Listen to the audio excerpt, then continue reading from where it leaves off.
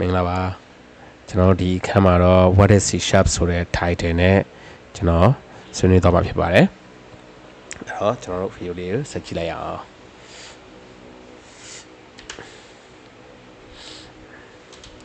okay ဒါလေးကတော့C# နဲ့ဆိုင်တာတော့မဟုတ်ပါဘူးကျွန်တော်ဒီစာသားလေးဒီ course လေးကဒီ astronaut တယောက်ပြောတယ်နော်ဒီ Neil Armstrong ဆိုတဲ့ပုဂ္ဂိုလ်ကပြောထားတဲ့စကားလုံးပေါ့ဆိုတော့ငါအတွက်ကတော့ပေါ့နော်ဒါခြေလမ်းတစ်လေးပေါ့နော်ငါလူသားတယောက်တော့ခြေလမ်းတစ်လေးပေါ့ဒါပေမဲ့လူသားတွေအားလုံးအတွက်ဆိုလို့ရှင်တော့ဒါကြီးမားတဲ့အရွေးတစ်ခုပေါ့နော်ကြီးမားတဲ့အခုံတစ်ခုပေါ့ဒါကိုပြောချင်တာပါသူကလားပေါ်အခြေချခဲ့တော့ကသူပြောခဲ့တဲ့စကားပေါ့ကျွန်တော်လည်းအဲ့လိုပဲဒီပညာရေးကိုသင်တာပေါ့နော်သူများတွေအတွက်ပါအတွက်ခဏပေးဖက်လိုက်ကိုယ့်အတွက်ကိုပဲကျွန်တော် step တစ်လေးကနေစရမယ်ပေါ့နော်ဒီ small step ကပဲကျွန်တော်စရမယ်ဆိုတော့အတိတ်ပဲပေါ့နော်ကျွန်တော်တဖြည်းဖြည်းချင်းပဲလေ့လာပါstep by step ပဲသွားတာပေါ့နော်ကောင်းတာပါ okay ကျွန်တော်ဆက်သွားရအောင် okay ကျွန်တော်တို့ဒီ what is C# နဲ့ပတ်သက်ပြီးတော့ကျွန်တော် introduction လေးကျွန်တော်နည်းနည်းပြပါမယ်ပထမဆုံးကတော့ C# ဆိုတဲ့ programming language ဟာပေါ့နော် human understand ဖြစ်အောင်တိဆောက်ထားတာဖြစ်တယ်ပေါ့နော်အဲ့ဒီအတွက်ကြောင့်မလို့ကျွန်တော်တို့ဘာကောင်းလဲဆိုတော့ပေါ့နော်သုံးထားတဲ့ keywords တွေတော်တော်များများဆိုချင်တာ90% လောက်ကပေါ့နော်ကျွန်တော်တို့တည်ပြီးသားစကားလုံးတွေများပါတယ်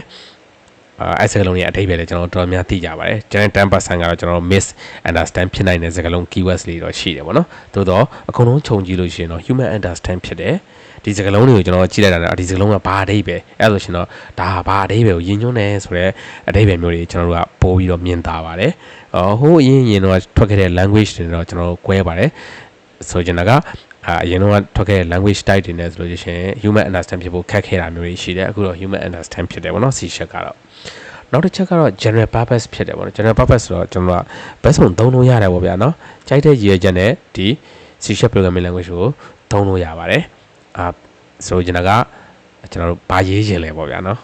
ကျွန်တော်က system ပဲရေးချင်တာကျွန်တော်က mobile ပဲရေးချင်တာကျွန်တော်က web ပဲရေးချင်တာကျွန်တော်ကတော့ embedded system တွေကျွန်တော်ကတော့ IoT တွေရေးချင်တာ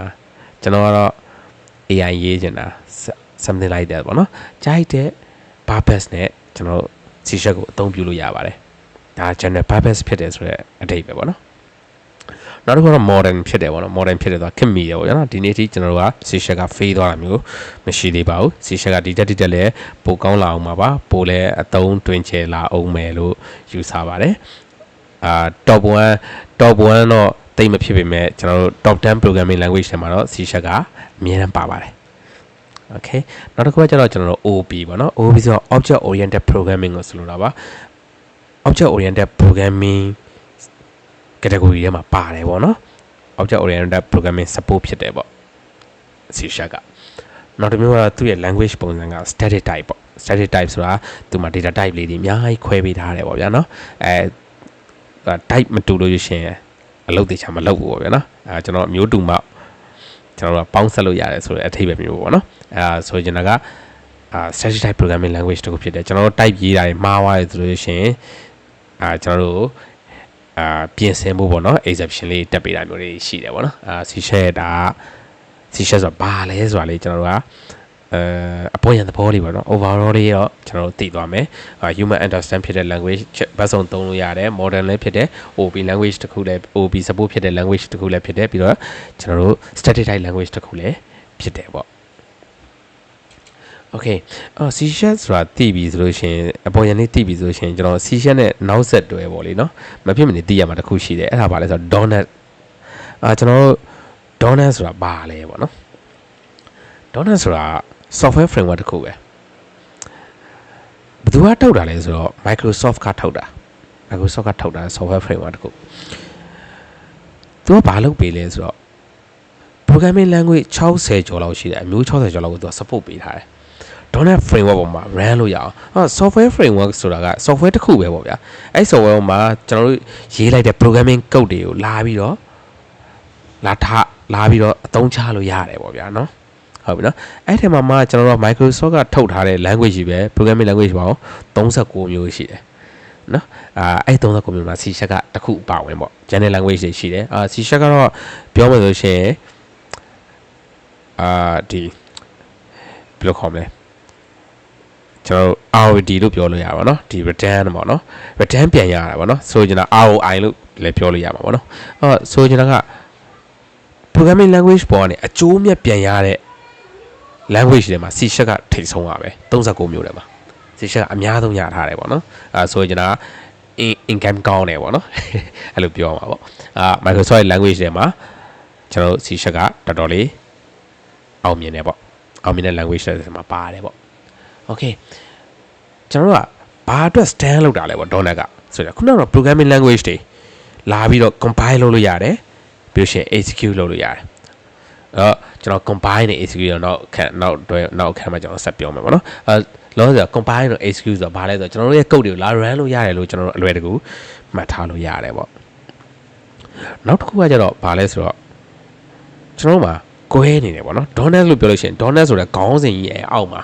ကျွန်တော်တို့ကအကွဲလေးရှိတယ်အခွဲ category အခွဲလေးရှိတယ်ပေါ့ပထမတစ်ခုက .NET framework လို့ခေါ်တာဒါအရင်ဆုံးပေါ်ခဲ့တာပေါ့နော်အရင်ဆုံးပေါ်ခဲ့တဲ့ .NET frameworkပြီးတော့ကျွန်တော်တို့အဲ့ .NET framework ကိုကျွန်တော်ထပ်ပြီးတော့အဆင့်မြင့်နဲ့ကျွန်တော်တို့ .NET Go ဆိုတာကြီးရောက်လာတယ်ပေါ့နော်ဂျားထဲမှာခြား .NET framework တွေပါရှိလိုက်သေးတယ်ပေါ့နော်.NET framework ကတော့ကျွန်တော်တို့ 4.8 မှာဆုံးသွားပြီ.NET Go လည်းအဲ့လိုပဲ .NET Go လာခဲ့တယ်ဒါပေမဲ့ .NET Go 3.1 ပြီးသွားတဲ့အခါမှာလည်းရက်လိုက်တယ်ရက်ပြီးတော့ကျွန်တော်တို့ modern .NET ပေါ့နော်အခုဆိုလို့ရှိရင် .NET 8 ထိပေါ့နော်သွားနေပြီပေါ့နော် .NET 8 .NET 9 .NET 10တို့တွေလာတော့မှာပေါ့အဲ့တော့အခုတော့လက်ရှိမှာ modern .NET ဆိုပြီးတော့ရှိမယ်ပေါ့အဲ့တော့ကျွန်တော်ကဘာလို့လဲဘယ်လိုလေ့လာရမလဲဆိုတော့ပေါ့နော်နှစ်ပိုင်းလေ့လာရမယ် .NET framework ကလည်းကျွန်တော်တို့မသိမဖြစ်သိရမယ်ဘာလို့လဲဆိုတော့ 4.8.1 4.8.2 အဓိကတော့ 4.8 ပေါ့ 4.8 မှာသူကရက်သွားပြီဆက်ပြီးဆက်မထုတ်တော့ဘူးဆက်မထုတ်တော့ဘူးဆိုတော့ကျွန်တော်တို့ကအဲ့လောက် 4.8 လောက်နဲ့ရေးထားတဲ့ application တွေ legacy system တွေ legacy system အရင်တော့ရေးခဲ့တဲ့ legacy system တွေကရှိနေသေးတယ်ဈေးကွက်ထဲမှာအဲ့တော့ကျွန်တော်တို့ကဒီ programming နဲ့အလုံးလုံးမယ်ဆိုရှင်အဲ့လို system တွေကိုငါတို့မတွေ့ရတော့ဘူးလို့မပြောနိုင်ဘူးတွေ့ကောင်းတွေ့လာရနိုင်တယ်အဲ့ဒီတော့ကြောင့်မလို့အဲ့ .NET framework ကိုလည်းကျွန်တော်တို့ကလေ့လာရမယ်date hour ဆိုပြီးကျွန်တော်ခြံထားခဲ့လို့မရဘူးအဲ့လိုပဲ .NET Go မှာလည်းကျွန်တော်တို့အနည်းဆုံး 3.1 ထိတော့ကျွန်တော်တို့တည်ထားရမယ်ဒါပေမဲ့ modern .NET နားလဲတယ်ဆိုရှင် .NET ကိုက automated နားလဲမှာအဲအကြောင်းမလို့ရှင်ကျွန်တော်တို့က modern .NET ကိုလည်းကျွန်တော်တို့ကလေ့လာရမယ်သိရှိရမယ်ပေါ့ကျွန်တော်ဒီအပိုင်းလေးရှိတယ်ကျွန်တော်က what is C# ဆိုတဲ့ခေါင်းစဉ်မှာ C# ဆိုတာဘယ်လို language မျိုးလဲ C# ကဘယ်လိုမှာဘယ်ဟာရှိလို့သုံးလို့ရရလဲဆိုတော့အကြောင်းအရာလေးပြောခဲ့တာပေါ့နော် C# ဆိုတာဘယ်လိုဟာမျိုးပြီးလို့ရှင် .NET ဆိုတာဘယ်လိုဟာမျိုးပေါ့ကျွန်တော်တို့အဲ့ဒါလေးတွေကိုပြောခဲ့တာနောက်ဗီဒီယိုမှာတော့ကျွန်တော်တို့ဒီ coding နဲ့ပတ်သက်တဲ့အကြောင်းအရာလေးတွေကိုဆက်သွားပါမယ်အားလုံးကျေးဇူးတင်ပါတယ်